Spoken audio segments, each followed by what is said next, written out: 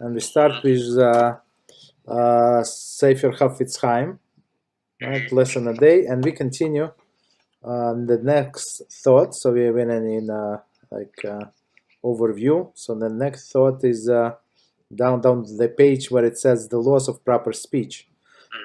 So it says the laws of proper speech are Hashem specific, particular directives for how to use this defining capacity.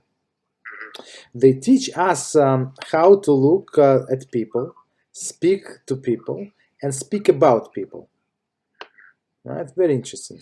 Well, I'm curious, so what do you mean by teach us how to look at people? Mm-hmm. So, because I read this before you called, I was just reading that whole thing, just to see, where it was going. I was like, to look at people, I'm curious to know what they mean by that, because that's very interesting to me. It's very good question. So, look at people, how you judge person. So, for example, you see something doing something wrong. Like, it looks to you that he's doing something wrong. Right. For example, I give you one a classic example. I like all of the classic example. So you know this person from your shul, and now from the far, from maybe half a block away, you see him on Shabbos going into the car and going somewhere. Mm-hmm. So it depends how you look at this person, look at this situation. So basically, just to give you a little preview, right? So if he's a kosher person, so you know that he's Shomer Shabbos, and every time that you're in the shul, he's also in the shul, and this one time he behaved like that. So you are obligated to look at him positively and give him a benefit of the doubt. What is the benefit of the doubt? So maybe he has a 3 years old on his back seat and he has a stomach pain and he's going to the hospital. Right. So in this case, it is permitted for him to go in the car on Shabbos and drive. Right? So that's how you look at people. Speak to people. Also, do not, for example, one of the examples would be not embarrassing a person in public. I got embarrassed today in a shul. Oh, that's good. That's good. Oh yeah. I'm going to teach you now what to do when it happens. So I just kept my mouth quiet. But it's not enough. It's not enough. Yeah. Okay. So I'm going to tell you why. It hurt. Because after I walked out, I was like, "Why? It's bothering me." I didn't say anything back, although I felt like I should have. No. God forbid. No. That was like the old me thinking, you should have said something back. Okay, I'm going to tell you what. So I think it's in a Sefer Yov. It's one of our prophets, right? It's a machlokes. He was a Jew or not Jew? Okay, but he was one of the prophets. Very interesting book. So it's the question is asked. What the world is holding on, right? What the world, it's suspended in the air, right? What holds this this earth from falling into, I don't know, into this atmosphere, and then not atmosphere, in this cosmos, right? How is it suspended on what, right? And the answer is this. Our sages say that the world is suspended by nothingness. And they say, what do you mean by nothingness? Nothingness, it means that nothing is holding, it's supposed to fall, right? Somewhere, right? So they say nothingness, they explain the world is suspended on people being embarrassed and they do not answer back. Really? So when somebody answer you and you don't answer back, you must know that you're Hashem's partner in suspending the world. I didn't. See, you're officially his partner. Okay. It's one thing. Second thing, it's when somebody, God forbid, embarrass somebody in public, it's like he's killing the person. Yeah, in a shul too. In a shul, especially in a shul. So, but when you do not answer, I wanna continue with the topic on hand. But we're going to return to this on this moment when somebody embarrasses you, you do not answer.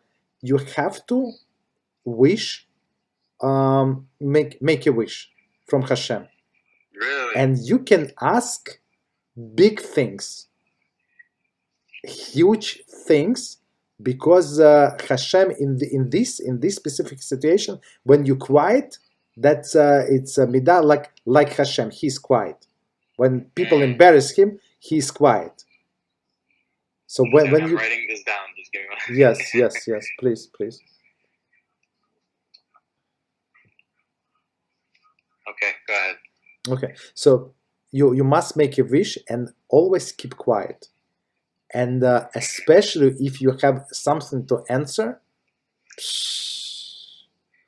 your reward is immeasurable. And they say that when you know such a person who was embarrassed in public and kept quiet, come and ask him for a blessing. But all I did was when I came to my car, I was just like, I forgive him for Shem, and that's it. That's all I did. That's all I can say. Yes. No, that's what you must do. Because why you must do that? Because if you don't forgive him, and he's right, he's not right, it doesn't make any difference. So if he's going to be punished, right? If somebody say I don't forgive that person, if that person, God forbid, is going to be punished, so they're going to look at your account. And the Jew is going to be punished because of you. Wow. So let him, if this person is deserved to be punished, let him be punished, but not because of you. Right. Hashem has millions and billions of messengers. Let it be somebody else. Let it not be you, even though it's not your fault. Right. Okay. So that's how we explain it. Okay. So one more time this line. They teach us, so meaning these laws, how to look at people. We just explained. Speak to people, and speak about people. So, all right. So continue. They reflect the Torah's wisdom, which sees the impact and ripple effect in every negative interaction. So our sages were, of course, they guide all of the psychology and psyche of the person mind and how it's going to affect him, and not only right now, but 3 minutes from now, a year from now, 10 years from now, from Hashem, from Creator of the human beings, of these minds. The Torah understands that at the core of virtually every broken friendship, shattering career, or divorce is a seed of hatred, a seed usually planted by hurtful words. So sometimes you can be friends with somebody, right, from your childhood, and you told them, and maybe it was a joke, or maybe you had a headache, or this ache, or that ache, and maybe it was not in the mood, and and he said, that's it. I don't want to talk to you anymore. I don't want to see you. I want this. Okay, so we must be very careful always. How often? Always, with our words. The Torah laws reflects Hashem knowledge that much of one pain and anguish of life can be averted by restraining ourselves from sowing these seeds. So control your speech. Just because you have a good joke when somebody is in any specific situation, just keep quiet. Just keep quiet. It's very important, especially between man and his wife, and since, for example, they spend a lot of time together, right? So at one point they run out of subject for conversation, right? So they start discussing their relatives and friends and her girlfriends and his friends and stuff like that, and it's not going to end up good. Yeah, I've seen it happen. So. That's what our sages say. So our great rabbis, and I heard it from Rabbi Mizrachi, Shlita, from many years ago, maybe 10 years ago. So he said, if you want to really develop really close relationship with your wife, start learning Torah with her. But how do you learn Torah with your wife? I learn Torah with my wife 4 times a week. How do you do it? Like, what do you? Okay. Like, how do you... Exactly. Okay. So, for example, she would not learn with me whatever I learn with you, because it's different. She has a different mindset. Right. But something like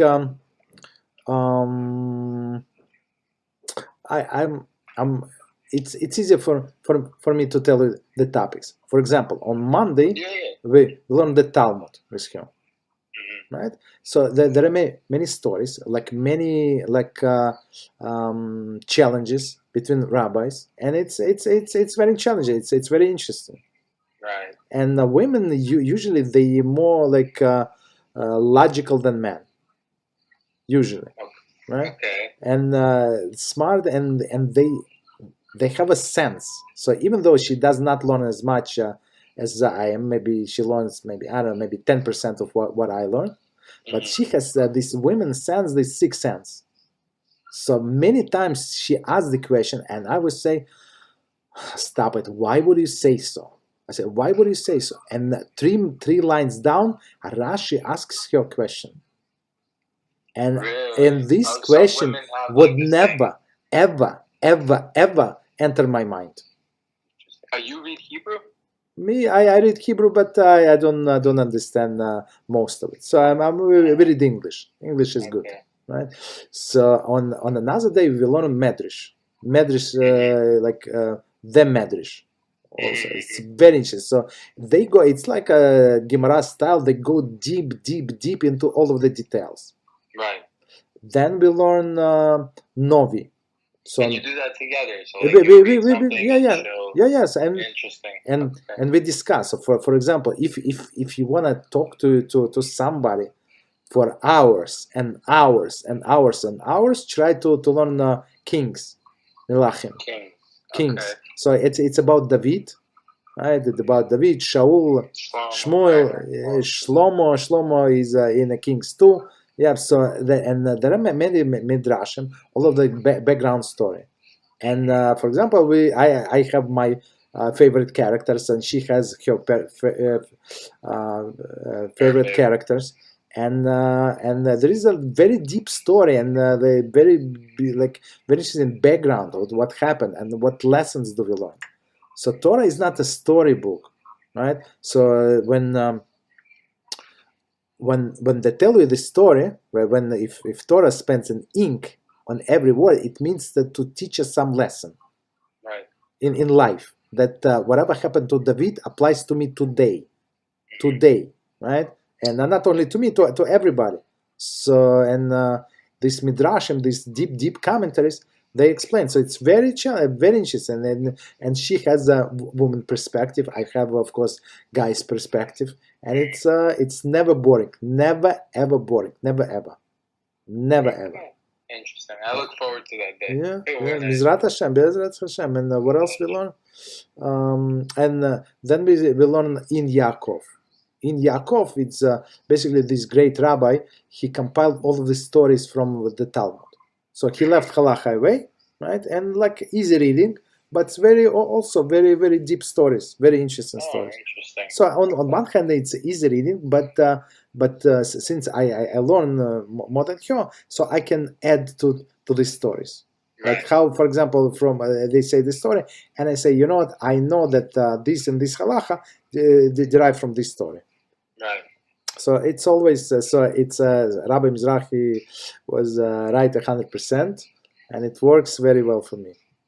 Okay. And for some other people who I recommend, and they doing the same. That they do it, and it works for them too. Yeah. Okay, so there's always things to talk to your wife besides discussing I don't know, her girlfriends or her relatives or your relatives or I neighbors. Heard that, like, rabbis used to come like home and like they would teach their wives musar from what they learned, that day. Like that I heard. Yes. But learning Torah together, that sounds like very like fun to me. Not fun, but like.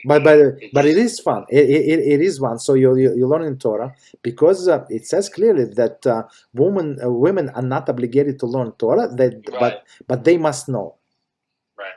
I mean, if she's going to be in charge in the kitchen, she must know 100% all of the intricate details of the kashrus. Kashrus, right.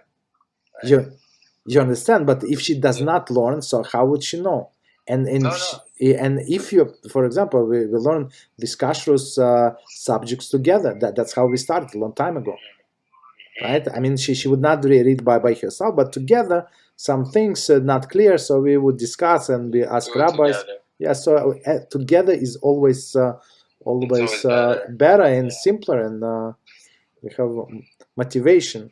It's funny because like my parents used to tell me, like even in Russian, like they would spit wisdom, but it all stems from Torah because even now I hear it. It's like from Torah. Like they would tell me, like it's always better to do things with two. Like when there's two of you, it's better. And I'm like thinking that when I think about it, I'm like it's like Torah wisdom right there. You know, like exactly. It's just all wisdom from today is like all Torah wisdom. Exactly. That was already. So yeah. Okay. All right. So let's go on. Yeah, let's continue a little. So we said so all of these seeds are sown in these hurtful words. Right, it is, but one more time. So when you have all of this discussion about what you learn, it's very like lively discussions. It's not like okay, David said that and Shaul said no. It's very lively discussions. So very lively. Okay, so okay, continue. It is actually a simple principle. If one removes negativity, gossip, slander, and divisiveness from one's vocabulary, one automatically and dramatically improve one's own life and the lives of everyone in one's environment. It's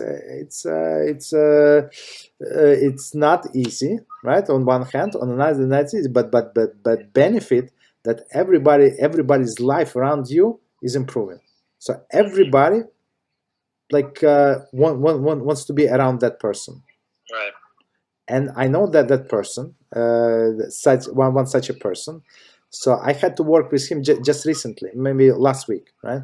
So I have to do like some activity with him for 5 hours straight. Wow. And where we were working on trying to do some things, and we were talking, and some negativity slipped out of my tongue. I knew, like later on I analyzed what I said, what he said. And I knew it was not specific, not specific person, stuff like that. So it was not as bad, but still there was negativity. And then I realized that in 5 hours, this rabbi that I did activity with said 0 negative things. No negative. It's not about like 0. He didn't say anything. Absolutely negative. Only positive about everybody. And this rabbi, believe it or not, he's as he told me. No, he didn't tell me. He told several times to the whole congregation. So he's a grandson of the grandson of the author of the Kitzur Shulchan Aruch. Really? Grandson of the grandson. That's unbelievable. Yes, he's a rabbi in the shul where they go, and we had to do some activity together. Yes, that's unbelievable. It's yeah. So it's no wonder he didn't say anything negative. It's not always like that. So just because he's great was a great person does not mean that children on a par. Right, but if he is great, it also means that he did take some of it, right? Yes, so yes. It can happen that because I know that there's a lot of stories about children being not righteous when their parents were righteous. So I know that it's not always like that. But that's interesting that not one negative thing. It's hard, because when you're learning about Lashon Hara, like I know, like I'm sometimes I'll, because I talk, because my best friend works with me at the store, like where I work at. So he'll say something, and I'll sometimes worry, like, if my response was, it's not like bad about him or anything, but like he'll mention somebody, and I'll be like he'll be like, oh, did you hear what happened? And I'll be like, no, I didn't, and I don't want to know anything about who he's talking about, even though I know the person. I don't even want to hear about him, but like, how do you stop that? It's all of these recipes in this book. It's all in this book. It's a clear recipes what to do. Okay, I can't wait till I get this book. Okay. Because there's so much, like with Lashon Hara, it's very like, I need a rule book. That's what it is. That's what it is. And in all of my groups that with all of people, not all, but in many people, with many people that I learned, we start with this book or other books. With this book. Yes, maybe other books also. Okay. But on the same topic. Okay. So let's see. There is one commentary. It says there are many. There are times when Lashon Hara is permitted or even required. There is when warning a person about potential harm. For example, a potential business or marriage partner. So, for example, if you know that somebody is not a good person, right, and he steals and stuff like that, and you know for sure because it happened with you, right? You went business with this guy, and he cheated you, and now he pushed you out of the business, and he owns the business, and now he's looking for another partner or victim, right? Partner / victim. Right, and so now somebody who does not know this guy, like let's say it's 5 years later, and he is interested in becoming a partner to this business. So you're obligated to warn that person. So basically, you're going to say negative things about your former partner, right? But it's your obligation to protect that second guy.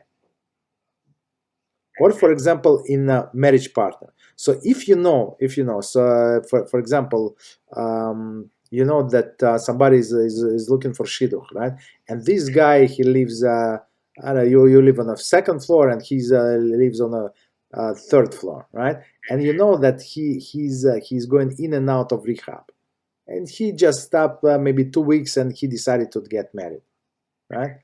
So, and this girl, she does not know him, and he's looking like a cool guy and stuff like that, and so you are obligated to warn her, because he can relapse every second. Just because he's clean now, it does not mean that he's not going to relapse. If she's going to decide that I want to give him a chance, it's her business. You're not obligated to stop her.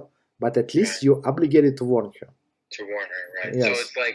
So it's like okay, if a person's walking in the dark and you know that there's some like block or like a hole in front of him, you're obligated to tell him. Obligated. Keep walking forward. That's on him, right? Okay. So and if you're quiet, so there is no mitzvah at all. They in a Shemaim, they're going to blame you for this. They are okay. So it's like a negative prohibition. Absolutely, okay. Yeah. So, or as an example, for example, like not so dramatic, but also when you're obligated, when you know that this guy, he's not Shomer Shabbos, for example, and she's a Shomer, so he looks very religious, but you know that you see him through the window that he smokes every Shabbos. He's hiding behind the bush or whatever he does. So you must warn him, because it's a big spiritual danger. Right. Okay, so continue. On the other hand, the second-hand information and baseless impression have momentous implications. So second-hand information, what does it mean? When, for example, this business deal happened to your brother, right? So your brother was, so you must say that it was not me. I did not witness what happened. And maybe your brother actually... when somebody's hurt, he would add details. Right. But people add stuff. Like, okay, everybody knows that. So you said that that's what happened to my brother. That's what he told me. I'm not sure of the facts, but you told him you're going to tell him that there is big chance That's whatever my brother told me is true. So you must say clearly it's a second-hand information. Right. So you have to let them know that you didn't actually witness it. Yes. You weren't involved. Somebody told you. Yeah. Like that. Yeah, but I trust that person. But it's your obligation now. So I'm warning you. But your obligation now to do the homework. Okay. Very good to know. Continue. The questions of when you are allowed or even required to speak Lashon Hara are complicated. We're going to learn all of these questions in details, just so you know. A rabbinic authority with experience in the field of Shmiras Haloshon should be consulted in any of these cases. Okay, but even though they say that, they give very good guidelines, right? So based on this, most of the cases would be clear cut, right? But okay, but not all of them. Okay, so let's stop here.